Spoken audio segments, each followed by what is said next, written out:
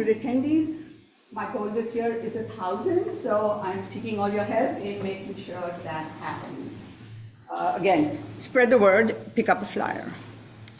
All right, with that, we'll get started with the Richards-Hodson Endowed Lecture in Insect Physiology and Ecology. And today's talk is going to be A Century of Bee Discoveries at the University of Minnesota by Professor Marla Spivak, who is a MacArthur Fellow, a distinguished McKnight Professor here in the entomology department at the university. Very, very brief background so that we won't take time from her talk. Like I said, she's the MacArthur Fellow and McKnight Distinguished Professor. She became interested in bees and beekeeping way back in 1974 and has been interested since then in ways to enhance the health and diversity of bees ever since. Also, very briefly, a little background. She got her BA in biology from Humboldt State University in Northern California, did a PhD at the University of Kansas, postdoc at the Center for Insect Science in Arizona, and has been here an assistant, then an associate and full professor since 1992. With that, I'm going to pass it over to Marla.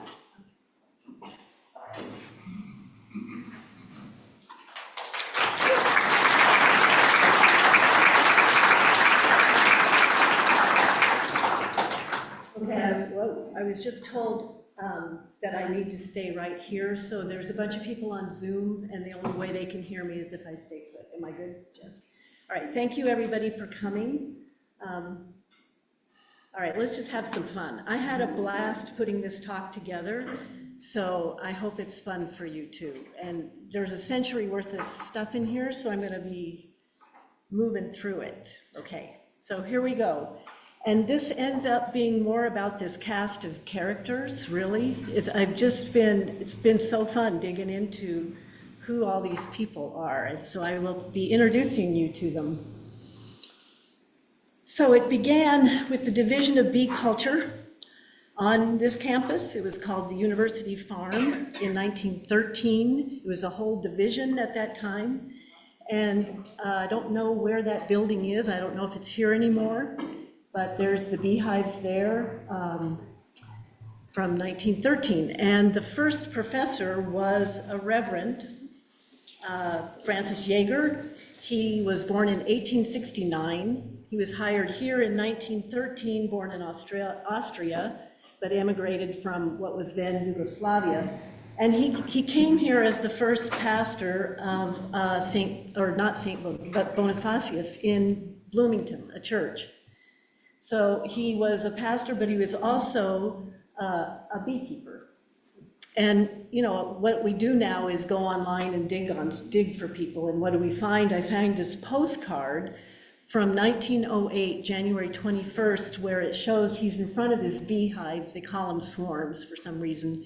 And they're flying on January 8th, which means they're doing their cleansing flight. And if you're a beekeeper, you know what that means. But that same day, the quote, wild tulips, which is a white trout lily, was almost ready to bloom. So that's kind of relevant for this winter that we've had, and not that where we're at with our rapid change is good, but it does show that we've had some weird winters prior to this. So Dr. Joerger, Reverend Joerger, taught a lot of beekeepers. I particularly like this photo. It says the short course student studying the habits of bees, and then there's three nuns in there in their habits. It's kind of a dark photo. It looks like somebody's wearing a coonskin hat. I mean, there's some great outfits in here. And this is a pamphlet he wrote on the biology of bees, which I read, which was quite good. We could use it today. The facts in there are straight on and accurate and well written. It was fascinating, again called The Habits and Activities of Bees. So just eye candy for you. This is my favorite photo from 1922. It's on our website. Women that were in the beekeeping class, dresses, no bee veils. One guy, I don't think that's the Reverend, it doesn't quite look like him. But I just love the women in here, like the one that's underneath the frame that he's holding, looking up admirably. I don't know if she's looking at the bees or at him. So this hill, to me, looks like the hill that slopes down to the student center. So I don't think that road was there, but if anybody recognizes where all this stuff is, you can tell me later. Here's another photo at about that same time. I don't have a date on that. That is not Reverend Joerger, but I also just really, really like this photo, especially this woman on your right, who's the new apiary inspector for Minnesota. She is. And then the two kids picking their noses or whatever they're doing. But nobody's wearing veils. I mean, these are small colonies, but what they're wearing is just, I just love this stuff. Okay. So Reverend Joerger considered that the bees that we had in Minnesota at that time were of inferior quality. So he introduced queen bees from the, quote, superior Italian race from what was then Yugoslavia and Austria. And between 1915 and 22, he raised about 6,000 queen bees and sold them to the beekeepers in Minnesota. And these typewritten papers, I have a whole mess of these in my office. I just went through, it was a lot, but it was super fun. This one, just blown up a little bit so you can see it, he writes, oh, these were his experiment station progress reports. Faculty out there that we have to write these things, this was his. 1 page, typewritten. The whole bee yard has been brought to a modern basis as regards the bees, the hives, the outfit, the location. Hundreds of beekeepers from all over the state have shown these features. I'll just let you read it. You can see it because I can't read apparently. And I like the salary line of $1,000. I don't know if that was his salary or how much was contributed toward doing this project, but. And then before he retired, he wrote, I will devote myself to queen breeding and queen rearing, package bees, comb honey production, and my church work. And this will give me complete liberty in any action. So, there we go. The next guy up is Dr. Maurice Tankery, born in 1888 and hired here in 1928. He was born in Illinois, and he got his PhD there in 1912, and then he moved to Kansas State, where he became interested in bees.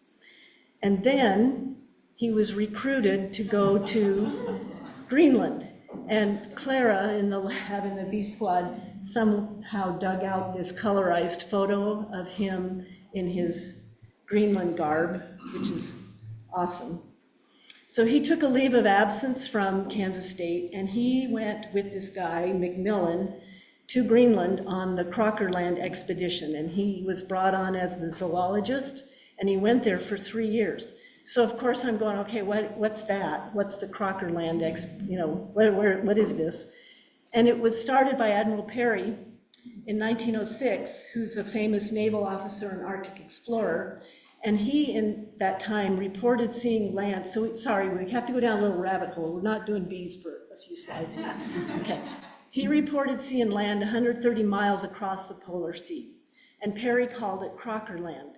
And McMillan was somehow recruited to go look at that. And he writes, its boundaries and extent can only be guessed at, but I'm certain that strange animals will be found there, and I hope to discover a new race of men. So I imagine that's why they recruited Tankery, right, to do that stuff.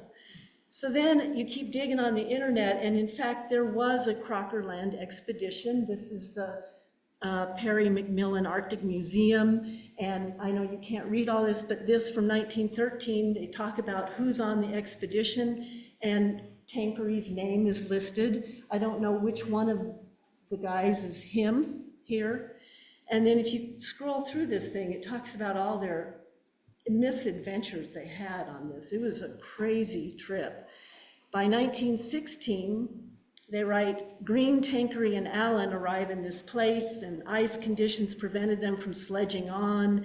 And so they decided they needed more supplies. They were getting short on supplies, so they sent Tankery out on his own to find food and a ship home.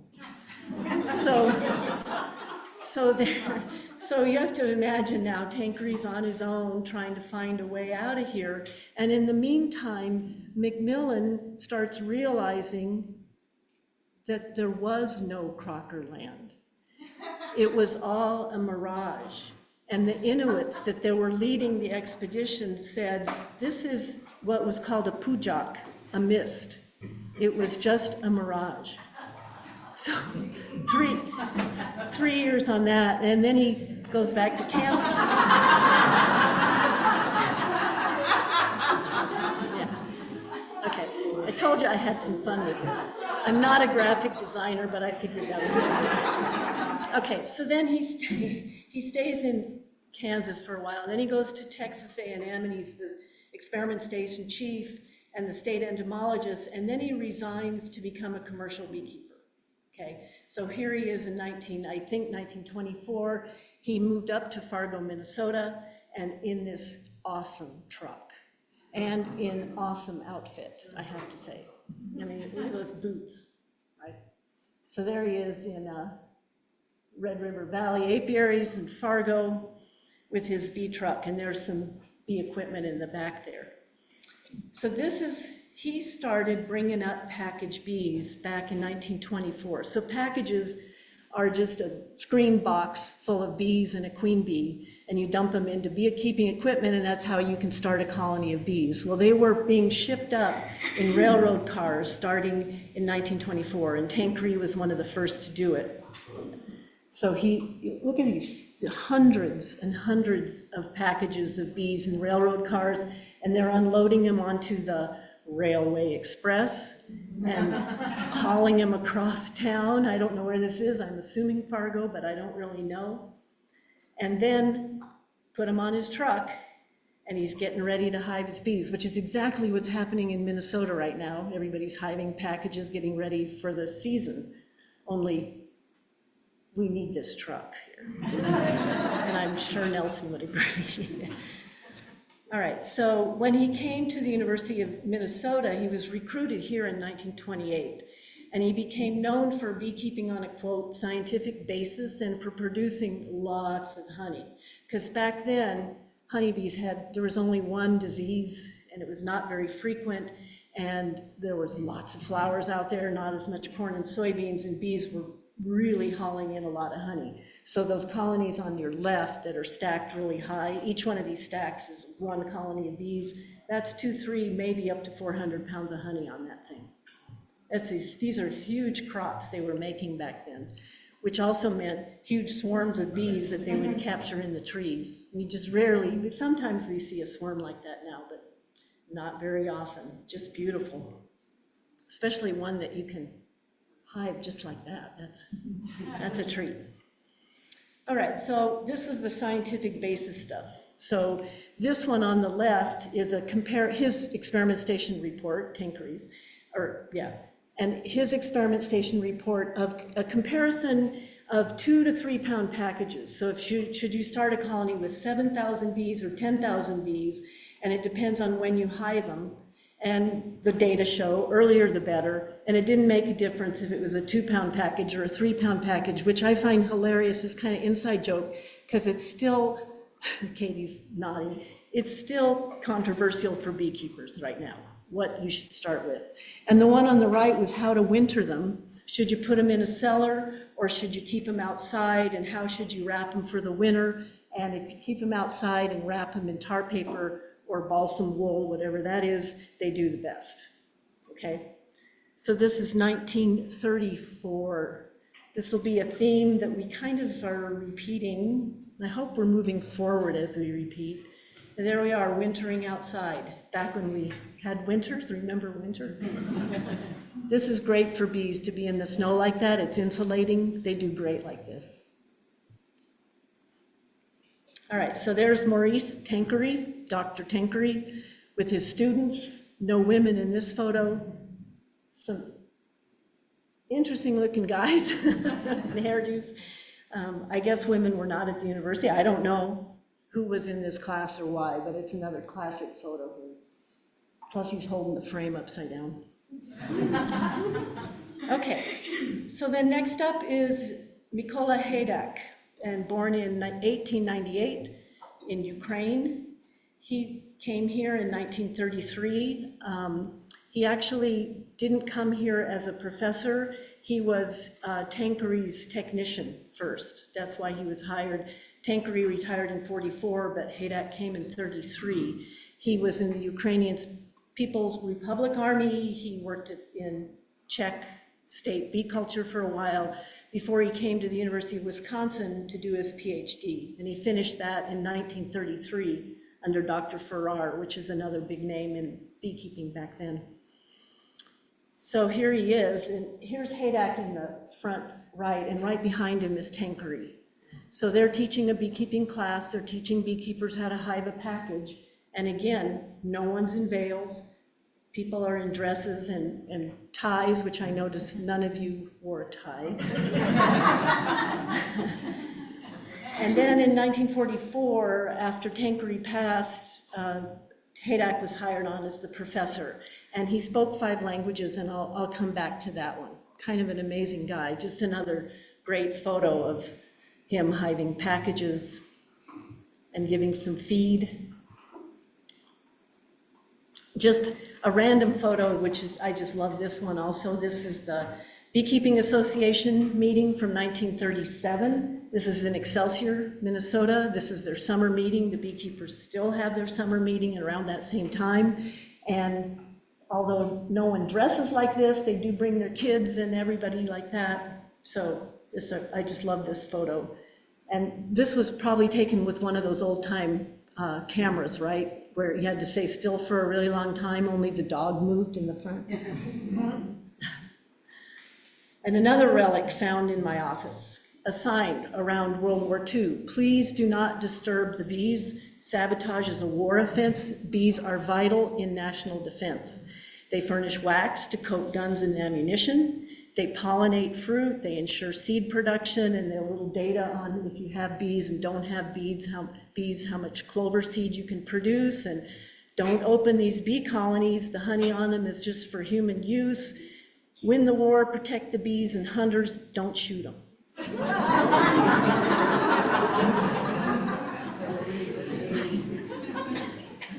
Okay, so yeah.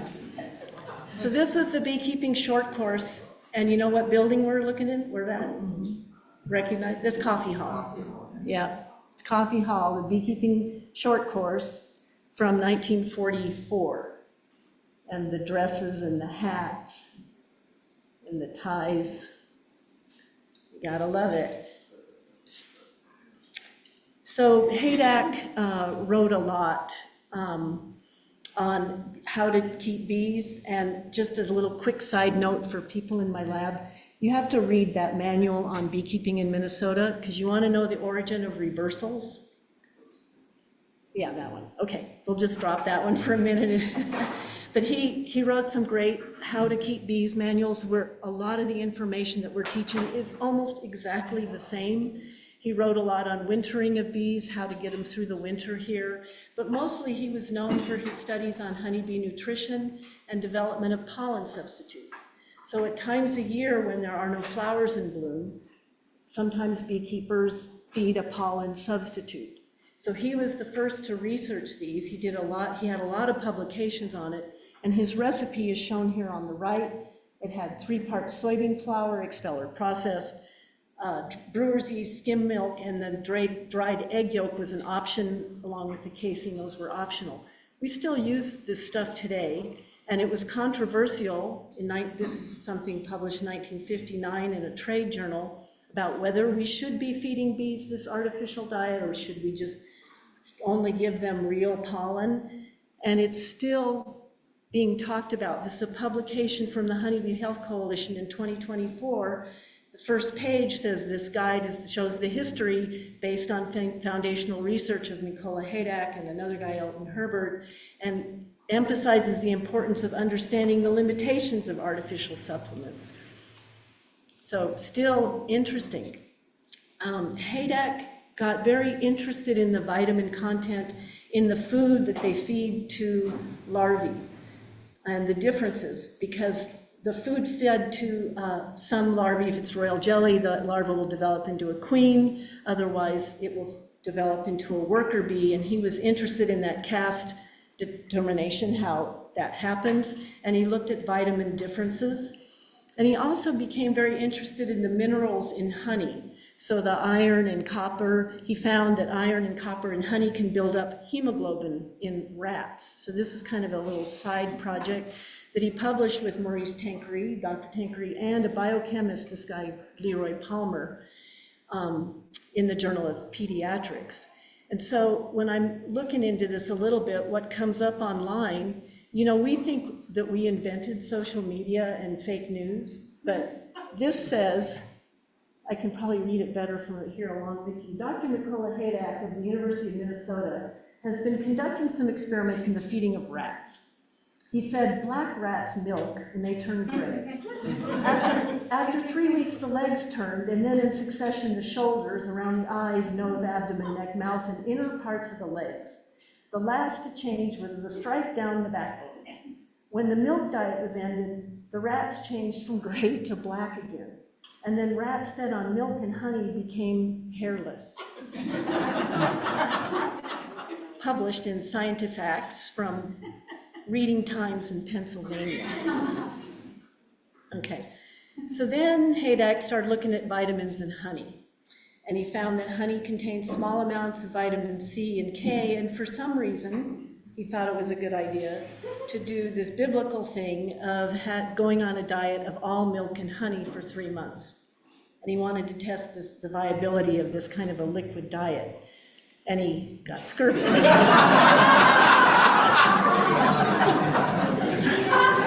So he concludes that milk and honey diet fortified with vitamin C and B can be used safely for several months as the sole food for humans. And then in 1966 in the LA Times, it gets picked up that milk honey diet proves dangerous, and they talk right here about how he got scurvy and you need vitamin C. And then he ends, Haak, who says Minnesota leads the nation in production of honey, which was very true at that time, has this formula for an adequate food supply for the future. It does not include insects, which I have. A cow, a beehive, an orange tree, and a tomato patch. All right. He taught a correspondence course. We teach online courses, but back then he taught correspondence courses. This is something from 1946, an advertisement, this newspaper, and in the middle of it he says, although the course will be given in English, Dr. Haak, who gives the course, will accept lesson reports written in French, German, Italian, Spanish, and any of the Slavic languages. He'll also give the students personal guidance. And I have a whole folder of all his correspondence with the students at that time. This is one of them. It says, it was a pleasure to have you as a student. Your answers, always interspersed with your own observations and opinions, were very interesting to read. This made the course meaning more than purely an official course of study. In such a way, both the teacher and the student learn to know each other better, and this is very important if both want to succeed. And I want to thank you for it goes on and on. Every letter is beautifully written, very personable. Yeah, not internet language at all. And then I'm just going to let you read this so I don't go into any political things, but this was another treasure I found. It was a 10-page typewritten thing about Ukraine. And he quotes this guy, Lev Brodsky, in 1963, about giving funding to Ukraine.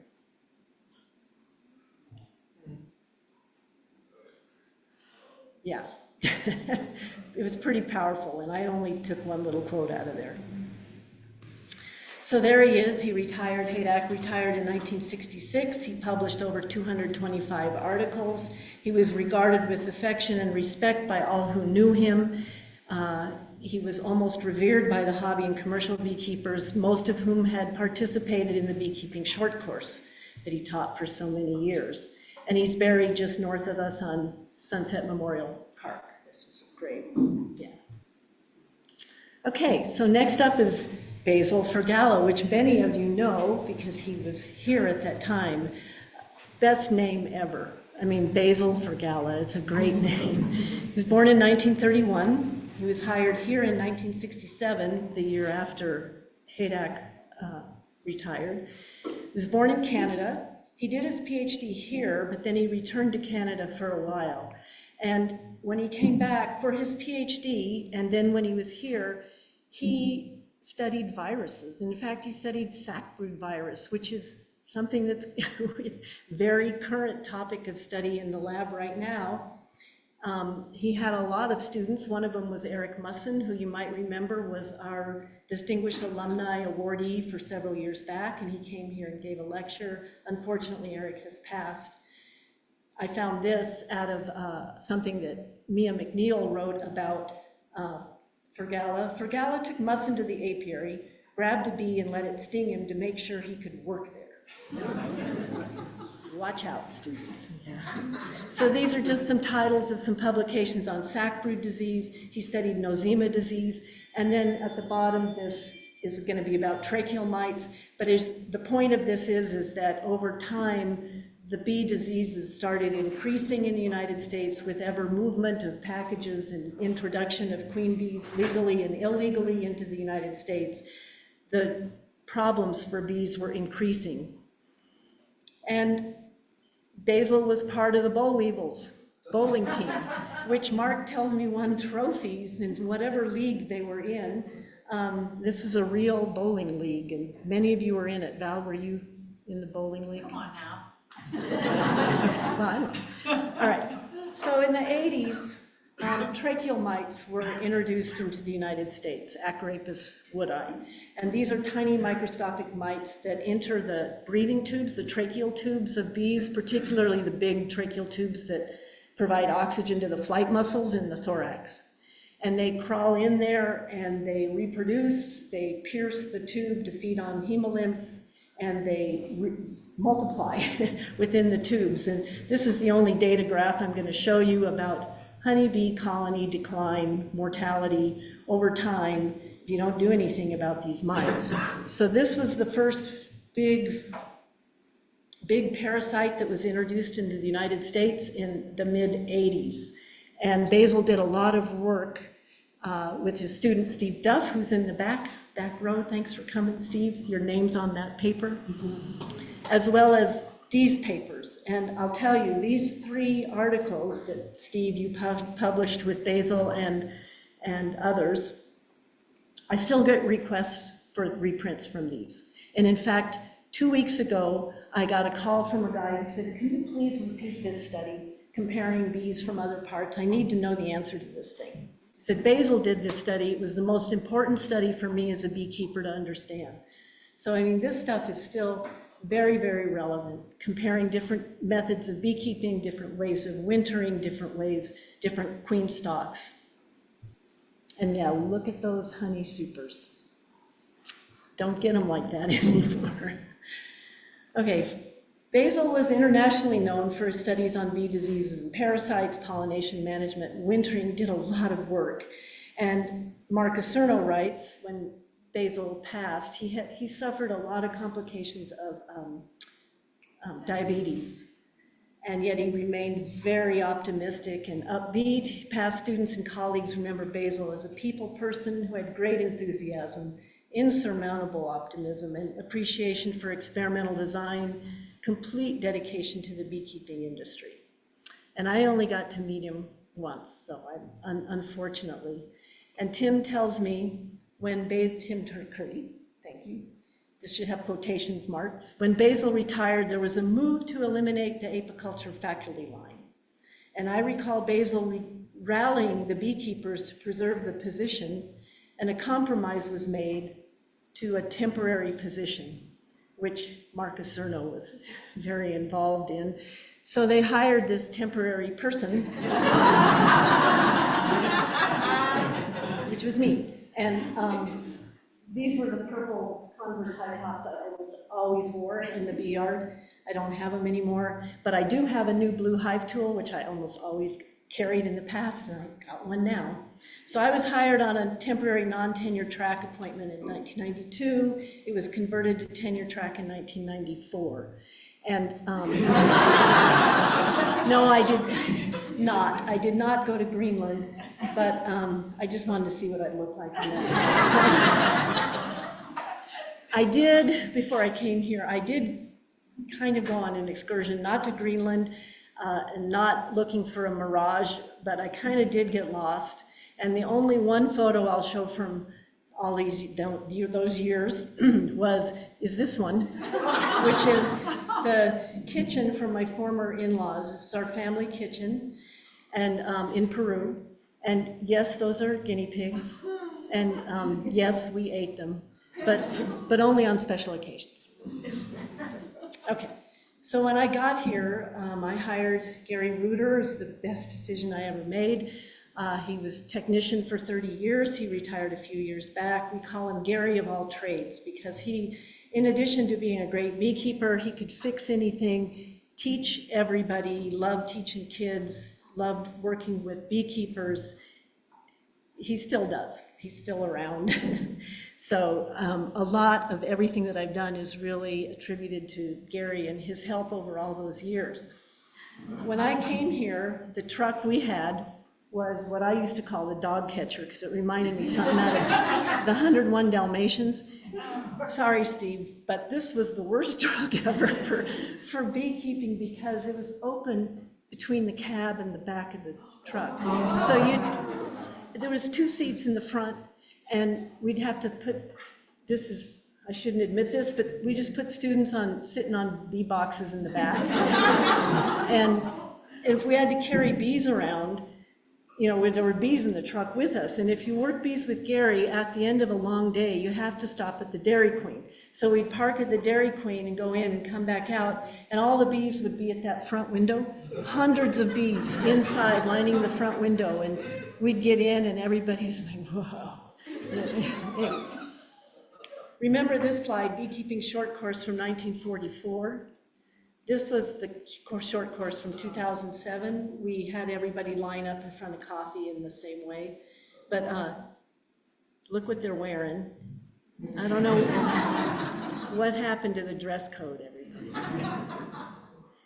So this has been going on for a very long time, this course. And had a lab in Hodson Hall in what's now Bob Cook's lab and office. Hi, Bob.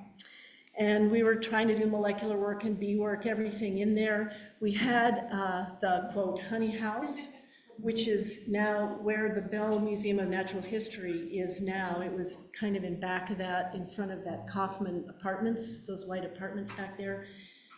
Cinder block building, we tried to do everything in there. This was equipment getting stacked up, ready to refurbish. And inside was always just full of stuff. We had the extracting equipment and equipment. We were trying to do all kinds of things. The university condemned it in 1998, which was like they've condemned Hodson Hall too, which is an interesting thing. It's like, well, don't you fix this up if you condemn it? But it's not really how it works. For us, it took this, where I know this is a disgusting shot, but tiles had rotted out of the ceiling in the bathroom in the honey house, and the mice would run across the ceiling at night and their trajectory would land them in the toilet. It was like a perfect trap. It was kind of, it's disgusting, but it's kind of interesting. But eventually, all right, I'm moving on.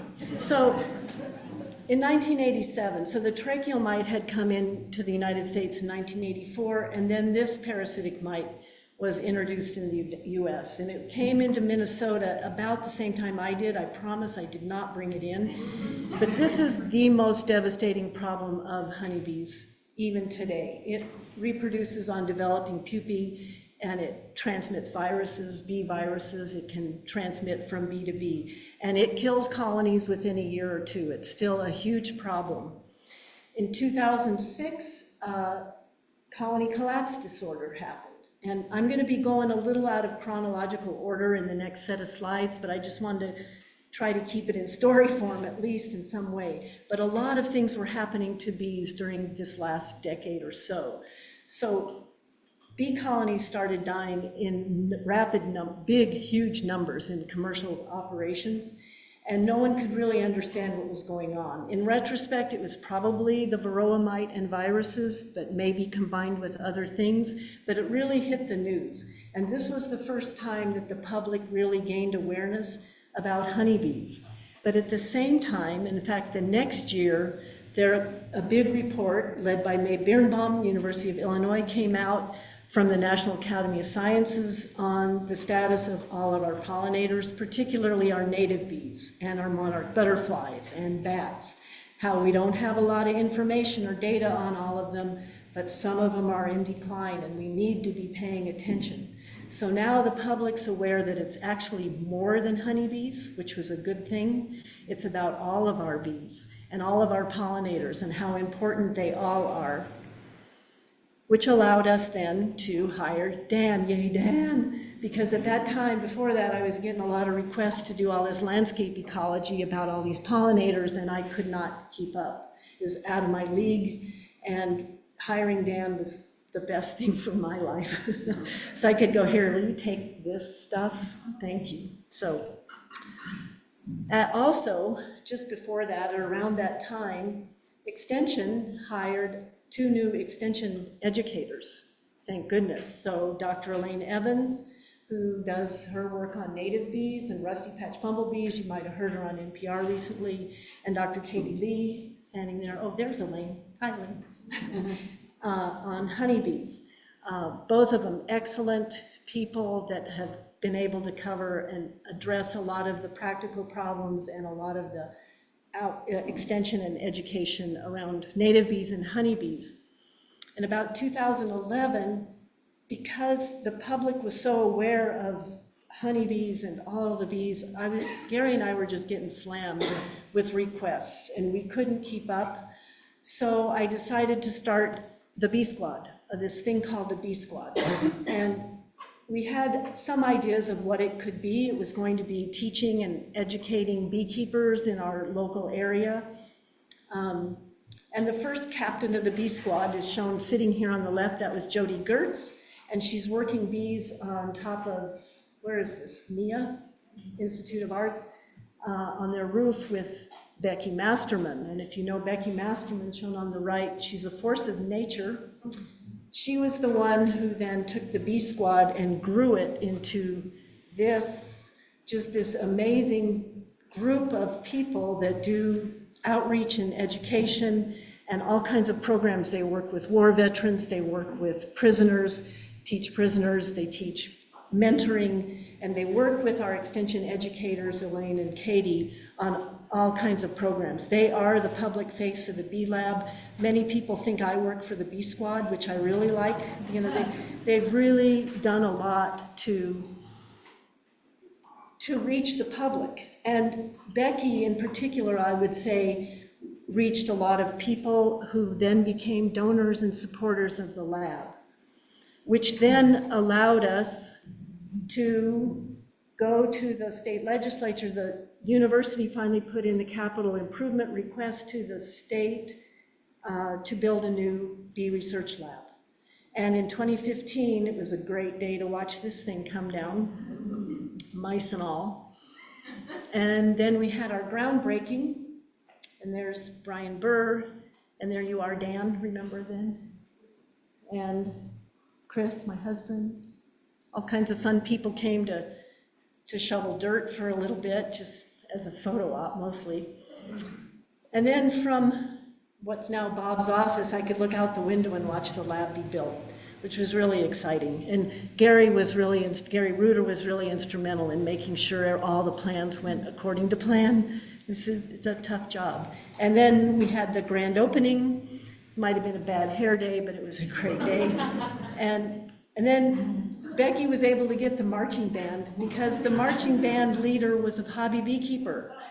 And so she brought over the band, and then this guy here, I don't know if you can see it. The guy, this one is a little out of step. That's my son. He crashed, he plays trombone. He decided to crash the marching band. At the same time, over at the Landscape Arboretum, they built a public facility, a facility that would showcase all of our pollinators to the public. And if you haven't been to this place, it's really amazing. It sits on the hill next to the Red Barn.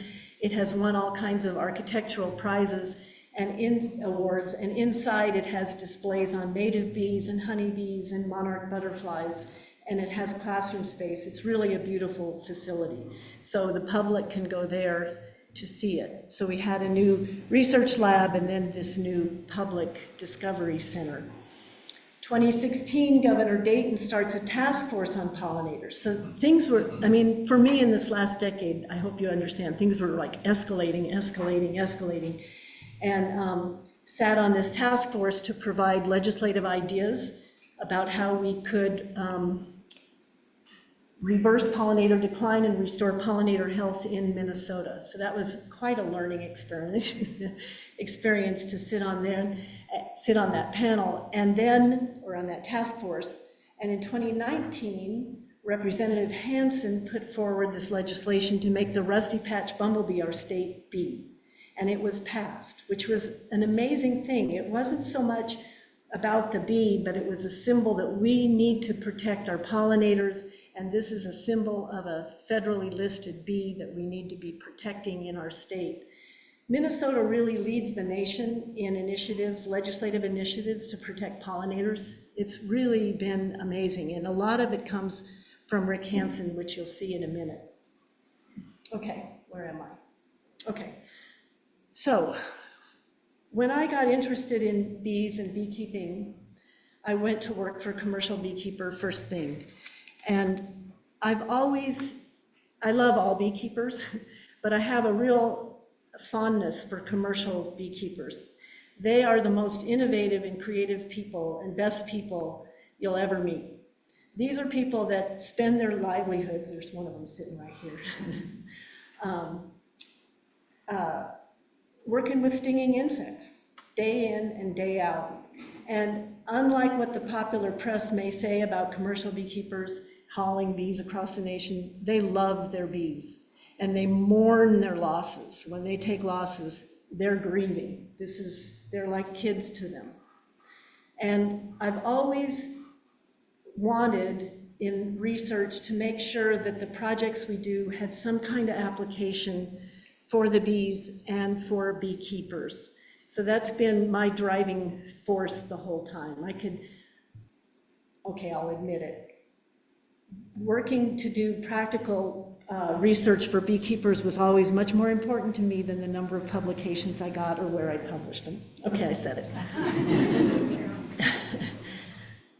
And also the most important thing to me, and these I'm not at the end of my talk, these are not acknowledgements yet, they are acknowledgements, but I just wanted to make sure I put students front and center, because a lot of what we do, the engine of what we do at the university is based on our graduate students. They're the ones that crank out all the work. We sit behind our computers and do accounting, kind of. I mean, if we can figure that out. But I'm really proud of all of these students over the years. They're all amazing people, and I sit on their backs of these giants. Nice photo, Katie, dressed as Borg. Not Borg, Bjorg, sorry. And the people that have helped, Gary and Nelson and Ben and et cetera, and postdocs and B Squad and Jess, thank you, and funding sources. Okay, so I attribute any success I've had mostly to all of these people that I've just listed, plus many more that I couldn't put on these slides. And I just want to showcase a couple of things, I guess. We did a lot of research, decade of research on hygienic behavior, which is a behavioral defense, a genetic trait of bees that allows them to sniff out and remove diseased or parasitized brood from the nest. It helps them survive these problems. But the most important thing for me was that we encouraged commercial beekeepers to start testing for this trait in their commercial stocks. And now we know that this may not be the best assay, our assay that we use, I don't need to go into it, but the research continues and beekeepers are looking at it and they're getting used to testing their stocks for these behavioral defenses. So if we could kickstart that in any way, I'm really proud of that. We're doing a new breeding program. It's looking really good. These are bees not just bred for hygienic behavior, but they seem to have multiple traits that allow them to persist. And I hope in this next year that I have before I retire that I work with beekeepers to get this stock, some of the genetics, into their commercial operations. I'm really excited about this. Another exciting thing is we did a decade of research on propolis, these tree resins that bees collect, and the benefit these resins, propolis, have to honeybee colonies, and the importance of having the interior of the box of the hive lined with propolis. And now at least 2 companies are selling boxes with this rough interior. This is one of them, they call them propolis boxes. And beekeepers are starting to buy these boxes to encourage bees to make a propolis envelope. Just warms my heart to have the students see that their research actually has an application. That's most important to me. And one more is we started doing research on how could we make our lawns flower. And this was research I did with Eric Watkins in horticulture and 2 students, Ian Lane and James Wolfen. And then they had a legislative initiative to call it the Lawn to Legume Program. And it's not just bee lawns, but the Board of Water Soil Resources now has an incredible website on how to put in pollinator habitat. And they offer a program based on this initiative where people can apply for funding to put in pollinator habitat, and particularly in underserved areas and other areas like that. So this was the day that Governor Walz enacted this legislation, and we got to go with Elaine and James Wolfen, and this is Representative Hanson. Thank you so much, Kelly Morris, Representative Morrison, and so many others that have really pushed for legislation in Minnesota. It's a great thing, again, for a student to be able to see their work move into a legislative initiative. So this was a quote from 1963, a half century of beekeeping research. Beekeepers in Minnesota may be justly proud of the work in beekeeping done at their state university. The founders of the Minnesota Beekeeping Association, people of great vision, were right in persistently trying to secure for beekeeping a proper recognition in the agricultural instruction and experimental work done for the benefit of our state. I mean, yay, thank you, beekeepers. And to this day, and in fact, we just learned the Minnesota Honey Producers, which is the same, Minnesota Beekeeping Association, just pledged $100,000 toward our endowment. As you know,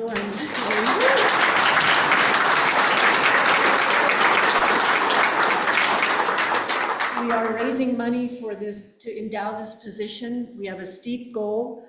I'm very hopeful we'll get there. In fact, I'm getting even more optimistic, and some other potential pledges coming in. I'm getting super optimistic that we're going to reach this goal by the end of the year, which will allow us to hire another honeybee professor to fill in this picture frame. I hope you hire somebody with great stories, because it's fun that way.